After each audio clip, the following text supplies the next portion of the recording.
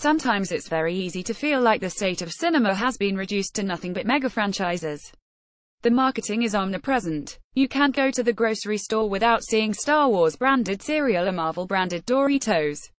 When a major blockbuster is about to come out, the marketing can feel like an all-out assault on the senses, even as indie filmmakers and mid-budget films are trying to get as much exposure as they can. Even if you love superhero films and space operas, and we here at Sci-Fi Wire certainly do, it can make you a little weary sometimes. If that's true for you, you're not alone. Oscar-winning actress and accomplished director Jodie Foster is with you.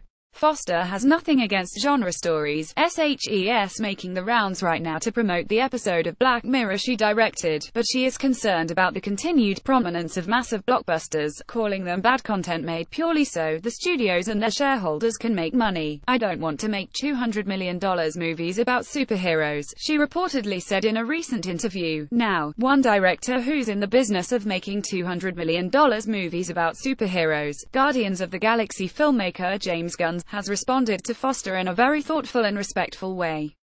When asked about her comments via Twitter, Gunn responded with a short thread acknowledging that, while many blockbusters can just be about commodification of a franchise, you can still make superhero movies with heart. You can click through to read the whole thread, but in case you don't want to, here's Gunn's statement. "I think Foster looks at film in an old-fashioned way where spectacle film can be thought-provoking. It's often true but not always. Her belief system is pretty common and isn't totally without basis. I say not without basis because most studio franchise films are quite soulless, and that is a real danger to the future of movies. But there are also quite a few exceptions. For cinema to survive, I believe spectacle films need to have a vision and heart they traditionally haven't. And some of us are doing our best to move in that direction. Creating spectacle films that are innovative, humane, and thoughtful is what excites me about this job."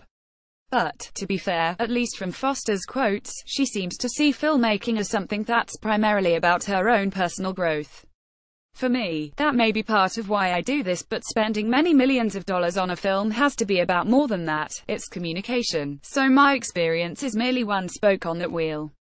But I respect Foster and what SHES done for films, and I appreciate her different way of looking at Hollywood's landscape."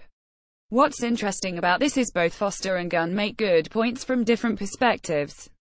Foster sees a world in which massive amounts of money are spent so people can look at giant robots for 2 hours and guzzle popcorn and soda so a corporate entity can collect its money.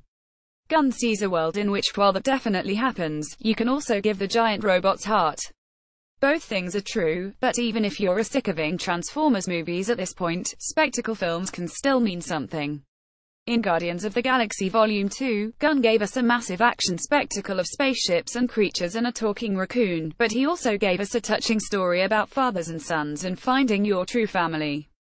It's also worth noting that Hollywood has a long history of using spectacle to tell classic stories, while they don't have any spaceships in them, from Gone with the Wind to Lawrence of Arabia. Again, there's room for both arguments in this debate, and Foster and Gunn each make good points. Whose argument do you prefer? Let us know in the comments. Video of Black Mirror Season 4 producers tease every episode, New York Comic Con 2017, Sci-Fi Wire.